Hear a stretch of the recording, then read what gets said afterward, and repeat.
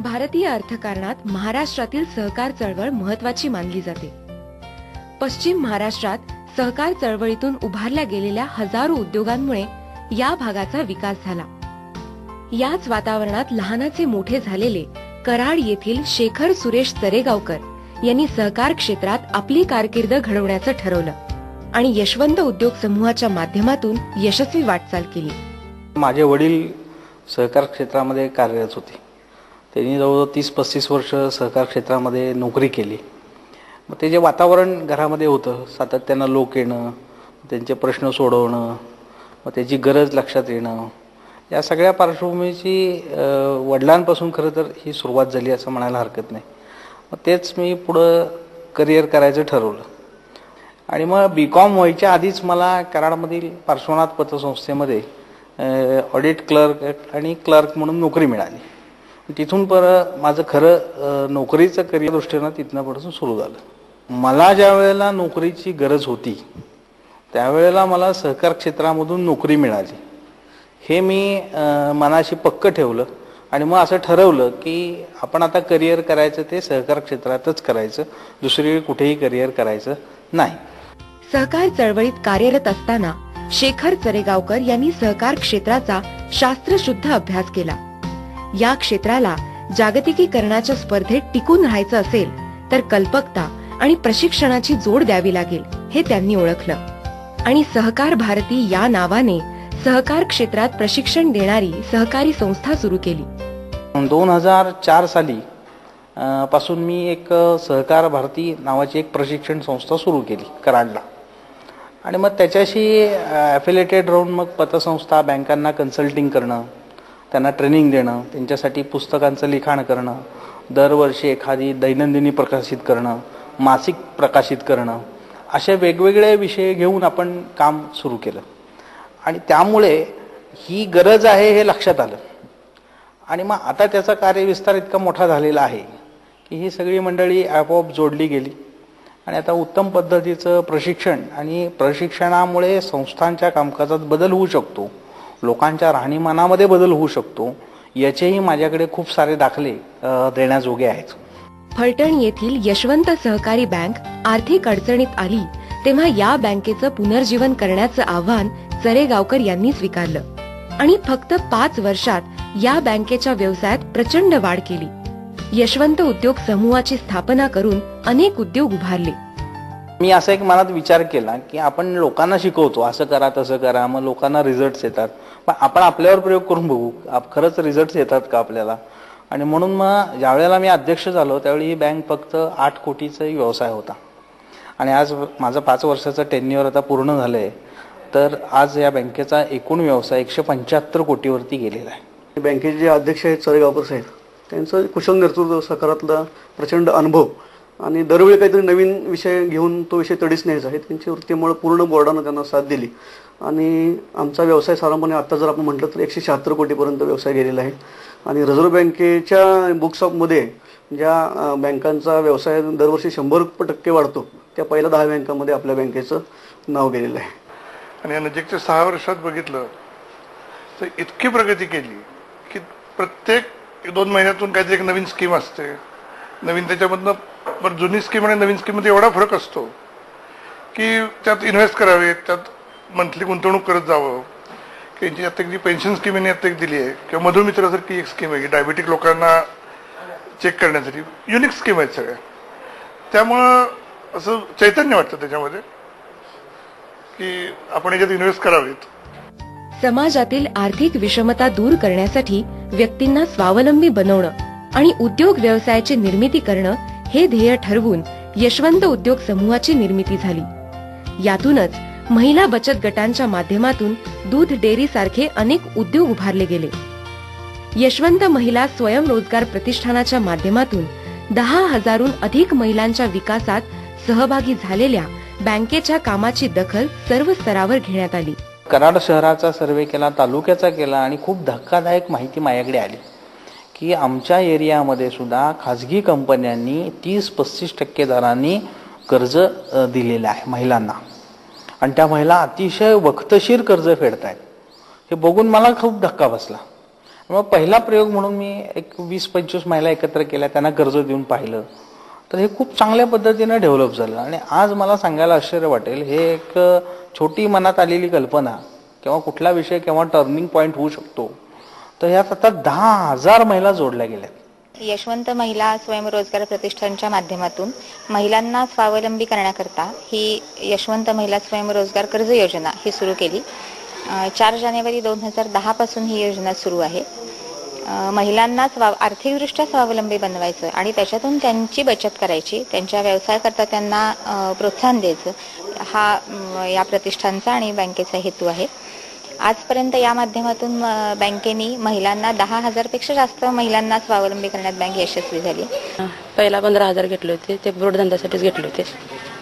परत 30,000 मिळाले, ते पण घेतले.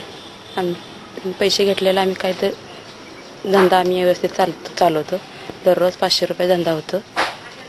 यशवंत बँकेकडून मी पहिल्यांदा 15,000 कर्ज घेतलं, नंतर 20,000 घेतलं. हे असं हप्ते केले होते आम्ही, ते हप्ते करून फेडले. आणि रोज आम्ही 40 लिटर दूध घेतो. त्याचा खवा, बासुंदी सगळं बनवतो, कुल्फी सगळं आहे. आणि आमचं स्टेशनवर कराड, टाकारी इकडे सगळीकडे प्रसिद्ध आहेत पेढे आमचे. पहिला आम्ही डेअरी एक उद्योग चालू केला, म्हणजे दूध संकलन करणं, चिल्ड करणं आणि पाश्चरायझेशनसाठी पाठवणं. यशवंत दूध संकलन व शीतकरण केंद्र असं एक रजिस्ट्रेशन फॉर्म तयार केली यशवंत उद्योग समूहाच्या अंडर. आणि बँकेमार्फत आपल्या जे बचत गटाचं जिथं जाळं आहे या आजूबाजूच्या परिसरात, तिथे सिलेक्ट लोक करून, बायका करून त्यांना आपण गाई म्हशी घेण्यासाठी कर्ज पुरवठा केला. आतापर्यंत ह्यामध्ये 300 ते 350 महिला यामध्ये सहभागी झालेल्या आहेत. साधारणतः 1500 लिटर प्रतिदिन आपलं दूध संकलन आहे. त्याच्यामध्ये गाय 800 लिटर, म्हैस 700 लिटर असं दुधाचं हे आहे, वितरण आहे. त्यानंतर शेळी मेंढी पालन हा एक सध्या मोठ्या प्रमाणात ग्रामीण भागात उद्योग चालतो, त्यालाही आम्ही अर्थसहाय्य दिलेलं आहे. आता कागदी डिशेस, ड्रोन, पत्रावळी असा पण एक मोठा उद्योग आहे, त्यालाही आम्ही अर्थसहाय्य केलं आहे. नंतर डंक म्हणजे तिखट पूड असेल, हळद पूड असेल, अशा पद्धतीचं सुद्धा काम या बचत गटाच्या माध्यमातून चालू आहे. आम्ही यशवंत बँकेकडून 30,000 रुपये कर्ज घेतले आणि त्यातून आम्ही शिलाई मशीन घेतली आणि आता मी टेलरिंगचा व्यवसाय करते. त्यातून मला फायदा झाला. टप्प्याटप्प्याने आम्ही हे कर्ज घेतले. पहिल्यांदा घेतलं 10,000 कर्ज, नंतर घेतलं 15,000, परत घेतलं 30,000 नंतर परत 30,000 घेतले. यातनं आमची बरीचशीच प्रगती झाली, माझी स्वतःची पण झाली आणि इतर महिलांची पण प्रगती यातून झाली. केंद्र सरकारची एक योजना आहे राष्ट्रीय महिला कोष नावाची. या राष्ट्रीय महिला कोषला कळलं की हे असं काहीतरी काम चालू आहे मोठ्या प्रमाणात. मग त्यांची टीम एकदा आमच्याकडे इन्स्पेक्शनला आली आणि मला सांगायचं आश्चर्य वाटतं की आपली राज्यातली पहिली सहकारी बँक आहे की जिला अशा पद्धतीचा निधी मिळाला आणि तो मला 1 कोटी रुपयाचा निधी हा त्या योजनेतून मिळाला. आणि त्या आम्ही तो महिलांमध्ये आता तो निधी वाटलेला आहे किंवा त्याचा त्यांना उपयोग होतो.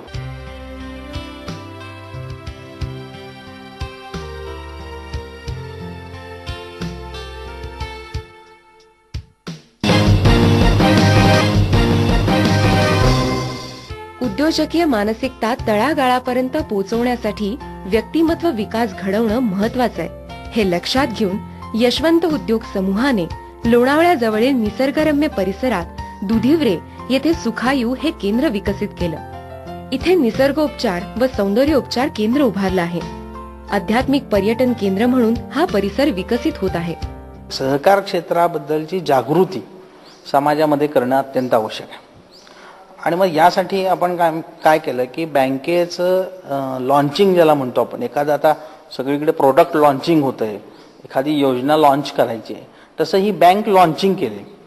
आणि मग त्याच्यासाठी एक समाज प्रबोधनाचं आणि संपूर्ण मॉबला एकत्र करता येईल आणि तिथे बँक पोचेल असा उपक्रम पहिला निवडला.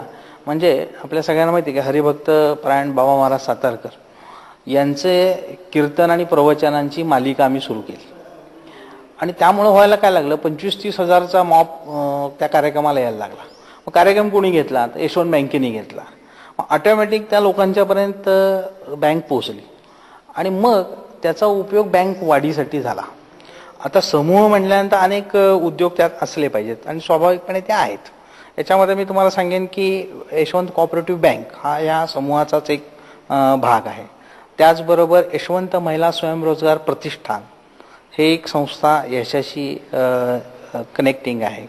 त्याचबरोबर स्वयंसिद्धा महिला पतसंस्था म्हणजे महिलांसाठी एक स्वतंत्र पतसंस्था पण सुरू केलेली आहे. त्यानंतर स्वयंसिद्धा महिला प्रतिष्ठान काढले, दुसरं आणखीन एक याला जोडून एक चॅरिटेबल ट्रस्ट काढलेला आहे. त्याबरोबर Yashwant milk and milk product असं एक युनिट आपलं काम करतं.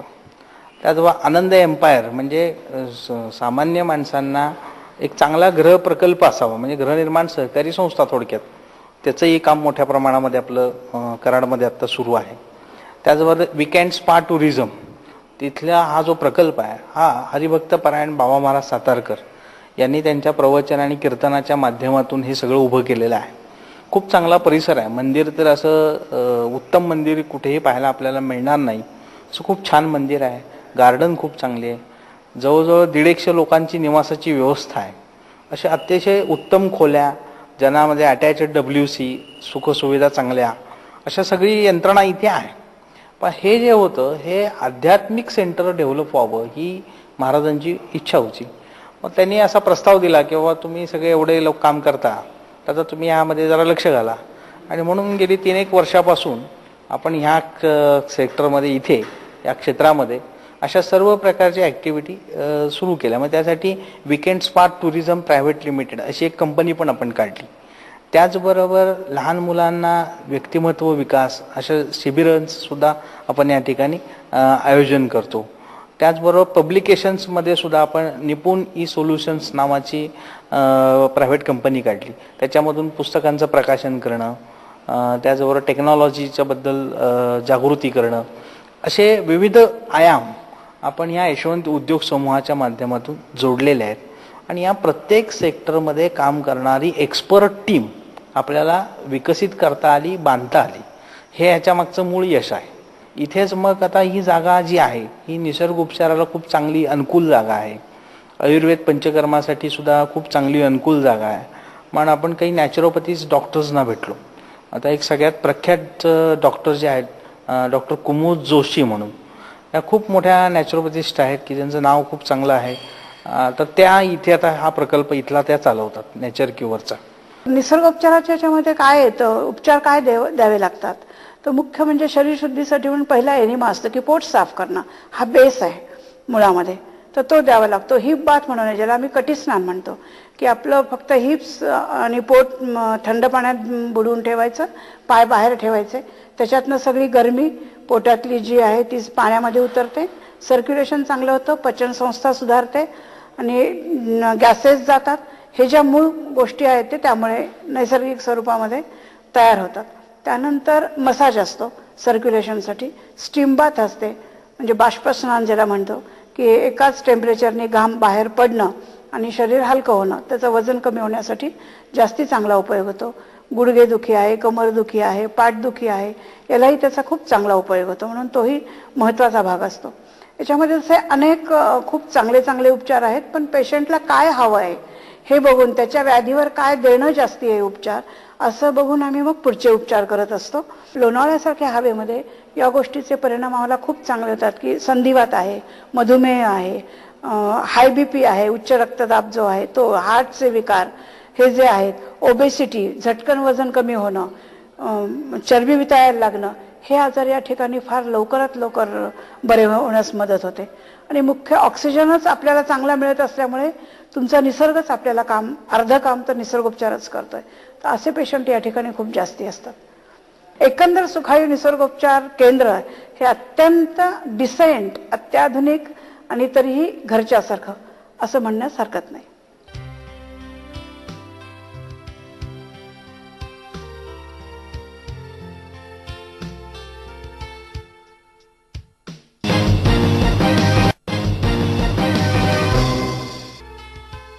सहकार क्षेत्रात पतसंस्थेतील क्लार्क पासून करिअरची सुरुवात करून यशवंत सहकारी बँकेच्या अध्यक्षपदापर्यंतचा शेखर चरेगावकर यांचा प्रवास तरुणांना या क्षेत्रात येण्यासाठी निश्चितच प्रेरणादायी आहे. फक्त आपली बँकच नव्हे तर संपूर्ण सहकारी चळवळीचा विकास व्हावा म्हणून चरेगावकर प्रयत्नशील आहेत. तुम्ही जर मागच्या 5-1 वर्षाचा घटनाक्रम पाहिलात संपूर्ण जागतिक याचा तर लक्षात येईल आपल्याला की 5-1 वर्षापूर्वी जगातला सर्वोत्कृष्ट नोबेल पुरस्कार एक पतसंस्था चालवणाऱ्या बांगलादेशमधल्या एका प्राध्यापक युनुस नावाच्या माणसाला दिला. दुसरा मुद्दा, 2012 हे युनोमध्ये युवा वर्ष जाहीर होणार होतं, पण त्या ऐन वेळा युवा वर्ष बाजूला गेलं आणि आंतरराष्ट्रीय सहकार वर्ष साजरं झालं. आता हे युनोमध्ये हा ठराव होण्याचं कारण काय? आपण म्हणतो की भारतामध्ये सहकार चळवळ आहे, पश्चिम महाराष्ट्रामध्ये सहकार चळवळ आहे, मग जगामध्ये याची नोंद का घेतली गेली? नोबेल पारितोषिक जगातलं उत्कृष्ट पुरस्कार एका सहकार चळवळीतल्या माणसाला का दिला गेला? याचं कारण असं आहे की आता विश्वामध्ये जी बलाढ्य राष्ट्र समजली जातात, की ज्यांना आपण बलाढ्य राष्ट्र मानतो, अशा राष्ट्रांची सुद्धा जी आता आर्थिक पडझड सुरू आहे, ही पडझड रोखण्यासाठी फक्त कोऑपरेटिव्ह मुवमेंटच काम करू शकते असं मला नाही वाटत, विश्वाला वाटतं. सगळ्या ज्या वेळेला आमच्या सहकारी चळवळ, सहकारी संस्था व्यावसायिक दृष्टिकोन ठेवून जोपासतील आणि काम करतील, त्यावेळेला मी खात्रीपूर्वक सांगतो की जगापुढे एकच पर्याय असेल, तो सहकार चळवळीचा असेल. याचं कारण असं की याची पूर्ण प्रिन्सिपल फंक्शनिंग्स ही कॉर्पोरेट सेक्टरच्या विरुद्ध आहेत. कॉर्पोरेट सेक्टरमध्ये भांडवलाला प्राधान्य आहे, सहकारात भांडवलाला प्राधान्य नाही, व्यक्तीला प्राधान्य आहे. खाजगी क्षेत्रामध्ये जेवढं भांडवल तेवढं त्याला वोटिंग राईट्स आहेत. आमच्याकडे कितीही मोठा माणूस असला तरी एका व्यक्तीला एकच मत द्यायचा अधिकार आहे. आणि सगळ्यात महत्त्वाचं, याचं प्रॉफिट डिस्ट्रीब्युशन जे आहे हे इक्वल बेसिसवर आहे. तर पतसंस्था हे सहकार क्षेत्रातलं तसं बघायला गेलं तर सगळ्यात बॉटमचं इन्स्टिट्यूटचा प्रकार आहे. साखर कारखाना म्हणजे की मोठं त्याला इमेज आहे, बँक म्हटले की एक इमेज असते. पण माझं स्वतःचं काम मी 23 वर्ष क्रेडिट सोसायटीत केले. आता क्रेडिट सोसायटी हे सहकार क्षेत्रातलं सगळ्यात तळातली एक इन्स्टिट्यूट आहे, पण तिथं सुद्धा करिअर होऊ शकतं ना. आज हे सगळं जर आपण पाहिलं तर एक क्रेडिट सोसायटीच्या मध्ये क्लार्क लेवलपासून काम सुरू करून सुद्धा आज आपण हे करिअर करू शकतो. त्यामुळे कुठल्याही विषयामध्ये ध्यास जर त्याचा घेतला आणि एकच विषय डोळ्यापुढे ठेवला तर करिअर होऊ शकतं, असा माझा अनुभव आहे. तळेगावकर माझे मित्रही आहेत, त्यांचा जर विचार केला तर ज्या कशात ते हात घालतील त्यात त्यांना यश आहे. आतापर्यंत त्यांचा जर हे बघितलं, नोकरीपासून चेअरमनपर्यंत त्यांचा जो प्रवास आहे त्यात विविध टप्प्यावरती त्यांनी जी विविध कामं केली आहेत, कुठलंही काम काढून बघा त्याच्यामध्ये त्यांना यश येते.